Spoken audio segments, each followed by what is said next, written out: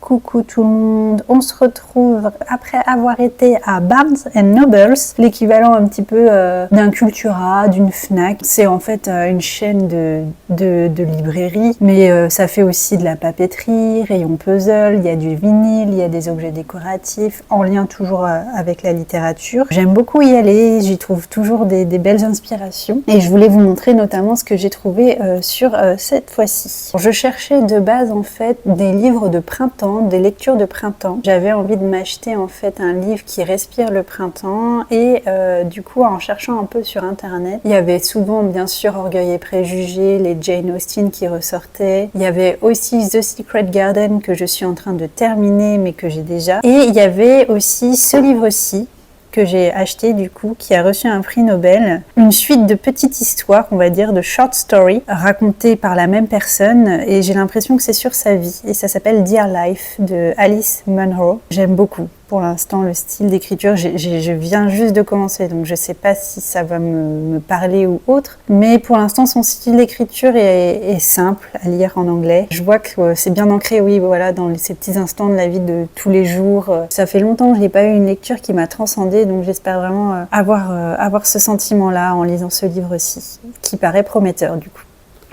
Donc voilà, ça c'est mon livre de printemps et du coup j'ai trouvé aussi d'autres petites choses qui ne sont pas forcément des livres mais qui me faisaient envie. Je vais commencer par le Tamagotchi. Alors le Tamagotchi, ça fait longtemps que j'en veux un. Ça me rappelle un peu forcément mon enfance et j'avais vu qu'il ressortait en fait, Bandai ressortait des Tamagotchi avec plusieurs générations et là j'ai pris une génération 2. Voilà le genre de Tamagotchi que je peux avoir, je l'ai pas encore ouvert. J'espère sincèrement avoir un bon Tamagotchi. J'espère que c'est pas celui qui est sur la boîte déjà. J'aimerais plus celui qui ressemble à une petite chenille. À la rigueur le lapin, mais la petite chenille me fait un peu envie. On verra. J'aimais beaucoup les couleurs vertes de ce Tamagotchi, le Vichy vert. Tout le pourtour est très joli et je vais bien sûr l'accrocher à un de mes sacs, sûrement à mon sac vert que j'ai en ce moment et que je trimballe partout. Mais voilà, un petit gadget de sac, un petit Tamagotchi, histoire de se remettre un peu dans l'ambiance années 90. J'adore me faire des petits moments de nostalgie comme ça. Donc le Tamagotchi voilà, m'a fait de l'œil et j'ai fini par craquer. J'ai pris aussi deux magazines, un que j'ai terminé, celui-ci je l'ai déjà terminé. Il ressemble un peu à Flo, mais je le trouve un peu moins bien, on va dire. Il y avait des bonnes idées, mais certains articles, j'ai trouvé que c'était vraiment histoire d'écrire une page, quoi. J'ai beaucoup aimé, notamment les jeux. C'est bête à dire, mais j'avais un jeu vous voyez, trouver les 7 différences, là il y en avait 10, ça c'était assez cool à faire. Qu'est-ce qu'il y avait d'autre? J'aime beaucoup, voilà, ça je m'en sers souvent pour mon propre journal. J'aime bien récupérer des beaux papiers et les coller dans mes propres journaux, on va dire. Donc c'est typiquement le genre de papier que je vais réutiliser. Là il y avait de quoi faire, un petit vase calendrier. J'ai bien aimé par exemple cette page de plantes. Il y a quand même des bonnes idées, on va dire. Là, c'était une liste de plantes. Si on les a, il fallait cocher. Si on les voulait, il fallait faire une autre couleur. Voilà. Ça, c'est une des bonnes idées. Mais à côté de ça, il y avait des fois... qu'est-ce qui m'a moins plu? Je voudrais vous montrer. Ça, c'est trop bien. J'ai un coloriage aussi. Là, j'ai de quoi faire des petites guirlandes pour la Saint-Valentin. Mais comme la Saint-Valentin est déjà passée, je le ferai sûrement l'année prochaine.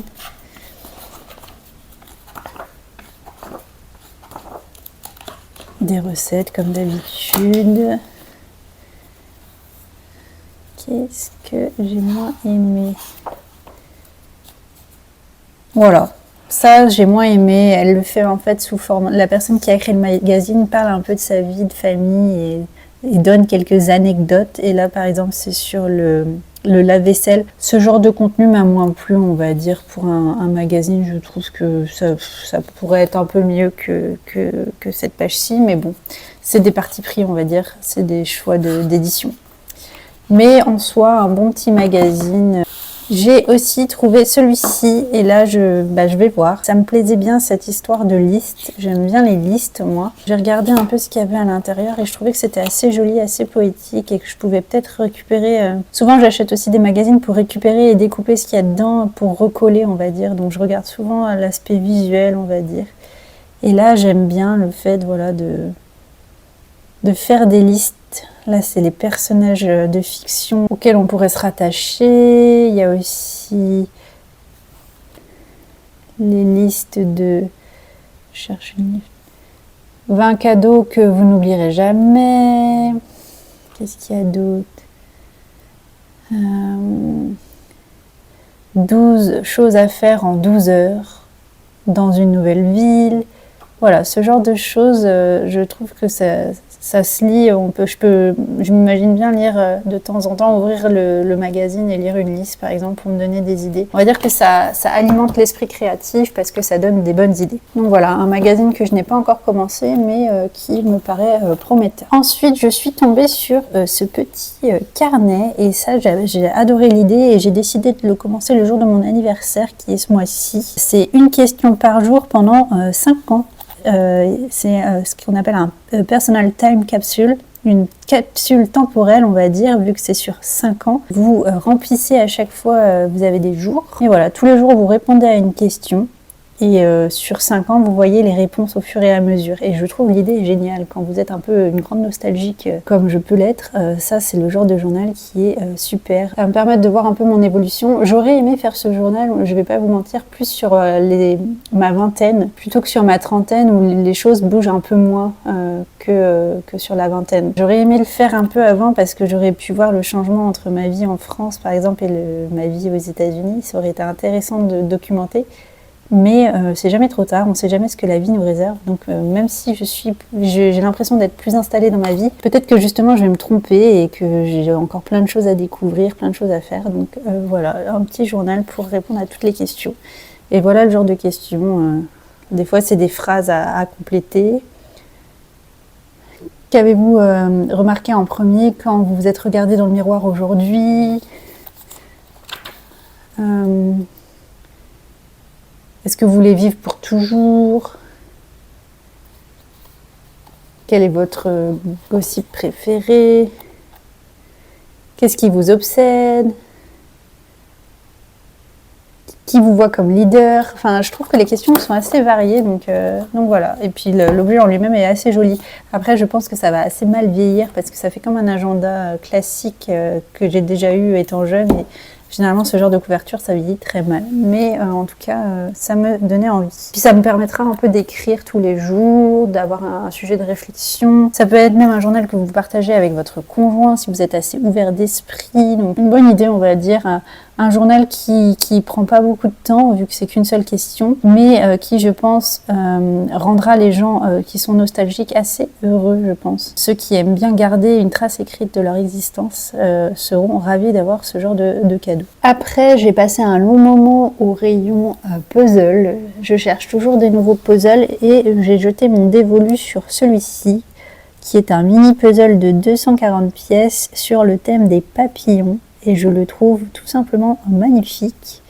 Voilà à quoi ça ressemblera une fois terminé. Mais voilà, un petit puzzle. J'adore la boîte aussi ronde comme ça. Ça change un peu des boîtes, vous savez, rectangulaires plates. 240 pièces, je pense que c'est un bon format, on va dire, pour un puzzle qui ne devrait pas prendre trop de temps, juste le temps qu'il faut en fait. J'aime pas trop les puzzles qui restent trop longtemps sur la table à être faits. Je préfère des puzzles qui se font assez rapidement pour tout simplement ne pas se lasser.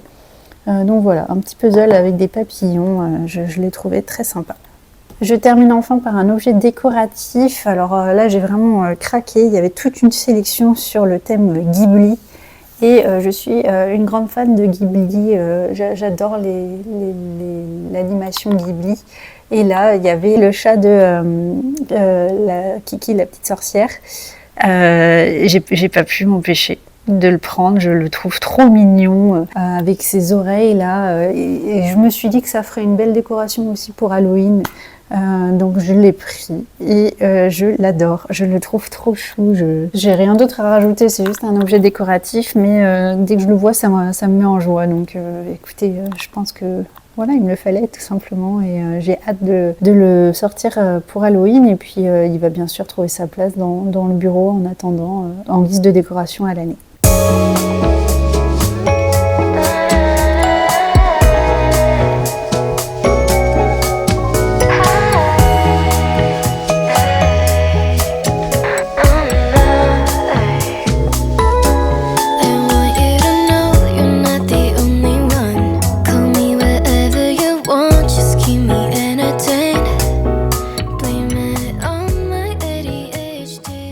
On se retrouve pour une petite activité. Ça fait un moment que j'avais envie de la faire. Elle était même sur ma bucket list du printemps. J'ai envie en fait de transformer cette petite boîte toute simple qui est un coffret en fait, sûrement un coffret cadeau que j'ai récupéré du travail de mon conjoint, et j'ai envie d'en faire en fait une étagère. Comme elle est toute simple et dans un bois qui n'est pas très jolie, un peu trop claire à mon goût, je pensais en fait la customiser, la décorer. Je me suis dit que j'allais rajouter un petit peu de papier et du coup j'ai trouvé ce papier vélin, ce bloc de papier vélin à Michael. Il y avait des très jolis motifs. J'aime beaucoup aussi bien sûr l'aspect vélin du papier qui fait vraiment qualité, et ce genre de papier, vous voyez, ça c'est assez joli. Je pourrais peut-être choisir ce motif-ci. Je trouve que c'est un motif qui irait bien notamment avec mon bureau. Vu qu'elle est posée sur mon bureau, il faut que ça aille dans les couleurs du bureau, donc plutôt quelque chose de fleuri dans les tons verts si possible. Donc j'ai cette feuille-ci qui irait plutôt bien, et j'en ai une autre que j'ai repérée, celle-ci, mais ça fait peut-être un peu trop vert et il manque un petit peu de couleur, donc je sais pas.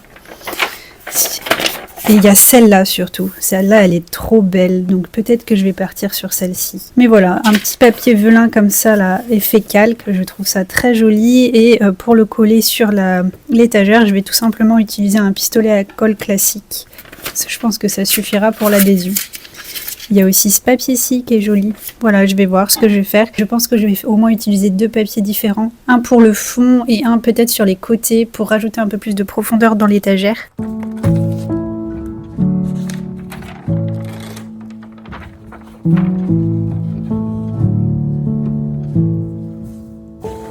I'm hushing the dog on the chain.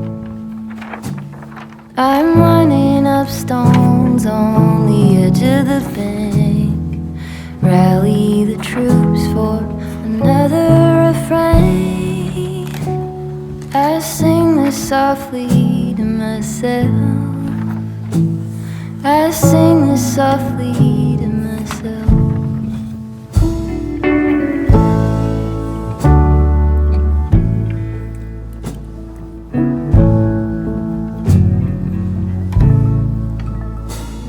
I'm buried beneath the sand. There's no way to speak or reach out my hand. Watching the paper slowly unfold, bracing for news that I can't bear to hold, while I'm singing this song to myself. I sing this softly to myself. Tore up my jeans on the fence. This iron road I cannot bend, but my walking is lighter when I walk with a friend. I sing this softly to myself. I sing this softly to myself.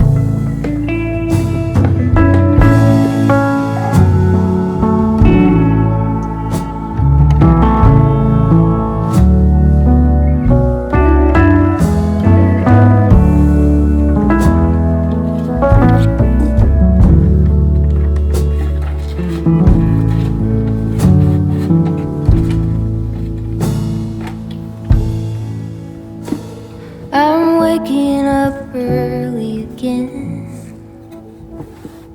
sitting alone and listening, and there is no separation from you in the end.